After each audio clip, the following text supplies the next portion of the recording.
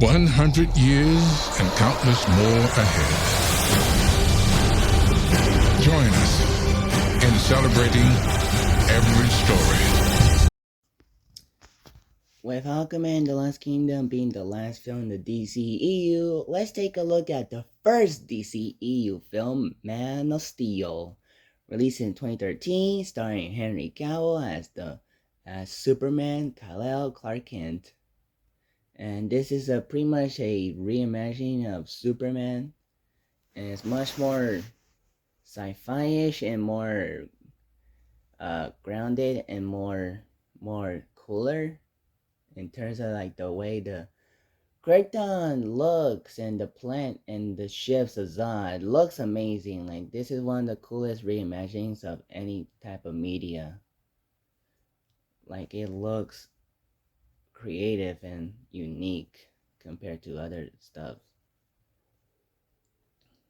And then of course Jor-El and Laura dying bring Clark Kent to the Earth, where he becomes the adopted son of Martha and Jonathan Kent. And during his childhood, he is having trouble with his powers, like fearing about having senses and hearing stuff and X-ray visions. And then as a teenager, as a child, he starts saving kids from school bus being destroyed. And then a teenager having trouble knowing about how to become a hero, and then his Jonathan dies. And then as a grown-up, he first works as a fish type person, but saves people. And then later he meets up with Jor-El hologram, I guess, and becomes the Man of Steel himself, Superman, who is meant to save people and bring hope. And this film is a lot of fun. It's one of the most great, interesting films of DC, and actually a great start to DCEU because it doesn't rush into being a DCEU setup. It becomes like a introduction to Superman. But then later, Batman v Superman was like, "Oh my gosh, we're competing with Marvel. Put this character. This one is just a Superman story, a reimagining of Superman, and it works. I do like Henry Cavill as this role of Superman, as he's kind of like a struggling version of Superman, where he is trying to become a hero and a hopeful one. But he gets trouble with the military for being arrested for a little bit. And then also angrily beating up Zod because he is kind of beating the crap out of Zod while fighting him. And to the point where Superman and the Zod people fight toughly, they were blowing up a lot of product placement. But yeah, but still, like the action in this movie is very spectacular. The way everyone flies and destroy each other, it's very epic to see. But yeah, Henry Cavill nails it as this role, and it sucks that his Superman time was cut short. Michael Shannon is interesting. Is a good Zod in this movie about how he is the one who destroyed Krypton and killed Jor-El, and how he and his suit and Michael Shannon's performance is good. Like Zod is like the better DCEU villains, and cool to see return in the Flash. And I do like Jor-El in this movie because he is more prominent, because he doesn't just show up at the beginning bringing Kal-El to Earth and also talking to him as a head. No, he kind of quote unquote talks to Clark Kal-El in Flash and tells him to become Superman for hope reasons, but then also later helps Lois Lane and tries to convince Zod not to destroy Earth. So yeah, and Russell Crowe is Jor-El is really good.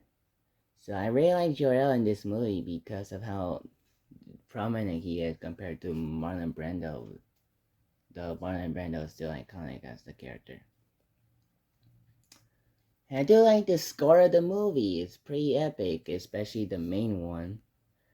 And visually, it looks amazing. Like, I think this is my favorite looking Zack Snyder movie because it's not like super dark or gritty. Yeah, it's gritty, but it's kind of lighthearted too because there's more colors to it than Batman v Superman, Zack Snyder's Justice League, Army of the Dead, and other movies.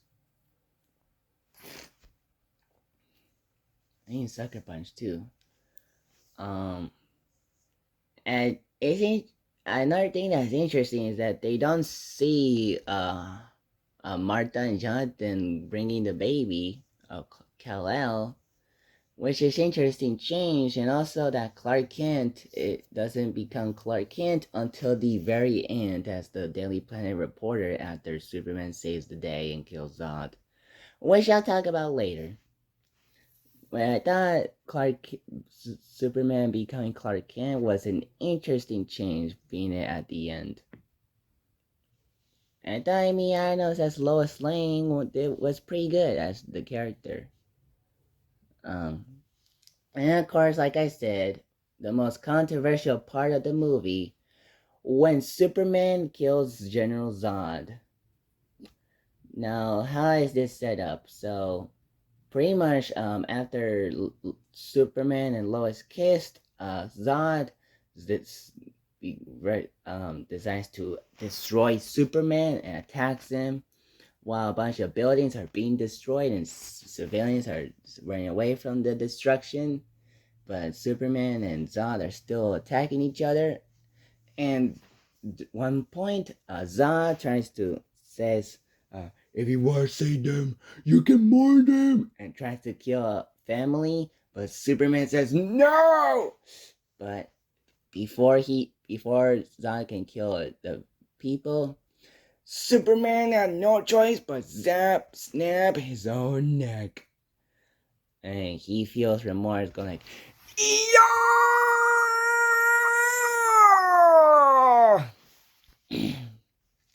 Honestly, this killing thing didn't bother me considering Superman 2 did that. And it was not an accident.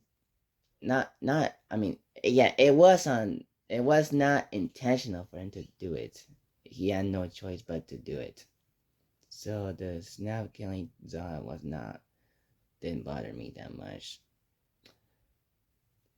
So, yeah, I had a good time with Man of Steel. It's like one of the most unique and coolest films in the DCEU and a great start to the franchise.